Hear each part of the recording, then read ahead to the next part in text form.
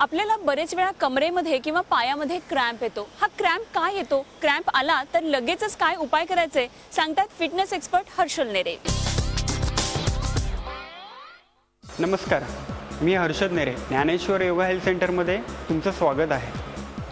आज आपण बघणार आहोत क्रॅम्पवरती। जनरली आपल्याला अँकलमध्ये क्रॅम्प येतो, पायाला किंवा कमरेत क्रॅम्प येतो। उदाहरणार्थ जेव्हा आपण गाडीतून उतरतो, बाईकवरून उतरतो, तेव्हा कमरेला आपल्याला इथे क्रॅम्प येतो। तो आपण तिथल्या इथे क्रॅम्प कसा रिलॅक्स करू शकतो ते आता आपण बघणार आहोत। त्यात अजून एक क्रॅम्प्स म्हणजे अँकलला बोटं आपली अशी वाकडी होतात। तर ते वाकडी होतात तर त्यावेळी काय होतं, एक्झॅक्टली आपल्याला पेन कसं होतं।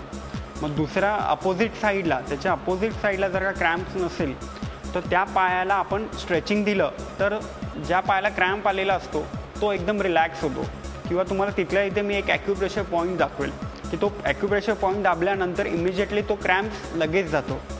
पण अशा सिच्युएशनमध्ये काय होतं की आपल्याला क्रॅम्प आल्यानंतर आपण एकदम हायपर होतो, म्हणजे ब्रिदिंग होल्ड करतो किंवा एकदम घाबरून जातो किंवा त्याच पोझिशनमध्ये थांबतो।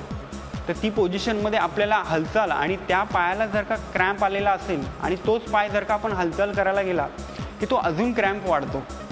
तर तो क्रॅम्प अजून वाढू न देता तर आपण दुसऱ्या पायाने आपण काही स्ट्रेच करणार आहेत। ज्या पायाला क्रॅम्प आला आहे त्याच्या अपोजिट साईडच्या पायाला आपण स्ट्रेच किंवा ॲक्युप्रेशर पॉईंट्स करणार, जेणेकरून आपल्याला तिथल्या इथे क्रॅम्प घालवता येतो। आता आपण बघूया की क्रॅम्प आल्यानंतर कोणती एक्सरसाइज करावी किंवा कोणता ॲक्युप्रेशर पॉईंट्स दाबावा जेणेकरून तिथल्या इथे आपल्या मसल्सला रिलॅक्स केलं पाहिजे।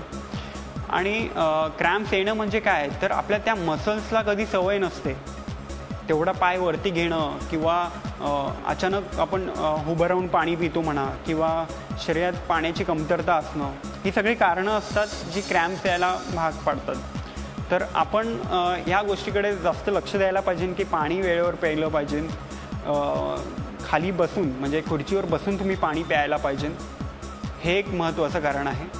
दुसरं कारण असं आहे की आपण जे क्रॅम्प्स आपल्या अँकलला किंवा कमरेला येतात तर त्यावेळेस आपण पोझिशनमध्ये त्या क्रॅम्प आलेला आहे त्याच्या अपोजिट साईडला आपण काही स्ट्रेच करणार आणि काही पॉईंट्स मी तुम्हाला दाखवतो आहे।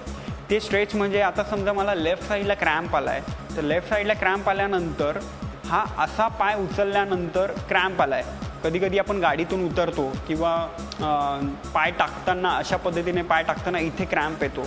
तर हा जो क्रॅम्प आपल्याला घालवायचा असेल तर आपण ज्या पोझिशनमध्ये आहेत तर दुसरा जो पाय आहे त्याला थोडा पाठी अशा पद्धतीने स्ट्रेच करायचा असतो, म्हणजे हा पूर्ण स्ट्रेच होतो। हा स्ट्रेच झाल्यानंतर हा स्लाइडली ब्रिदिंग आउट करून मग पाय काढायचा।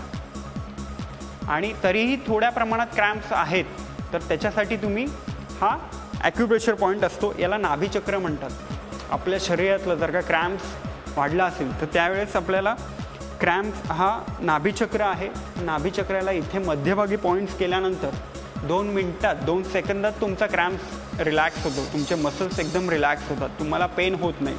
आता हे बघा, आता हा मला क्रॅम्प आलेला आहे, हा क्रॅम्प आलेला आहे तर ह्या अशा वेळी मी ॲक्युप्रेशर पॉईंट्स केलेला आहे आणि इमिजिएटली माझा क्रॅम्प रिलॅक्स झाला आहे, मसल्स तो रिलॅक्स होतो। आता क्रॅम्प्स येण्याचे रिझन काय असतं की शरीरातलं पाणी कमी होणं किंवा शिळं अन्न खाणं, उभं राहून पाणी पिणं, हे सगळी त्याची कारणं असतात। तर ही आपण लक्षात घेतली तर आपल्याला हे क्रॅम्प्सचं प्रमाण बऱ्यापैकी कमी करता येईल। झी 24 तास रहा एक पाऊल पुढे।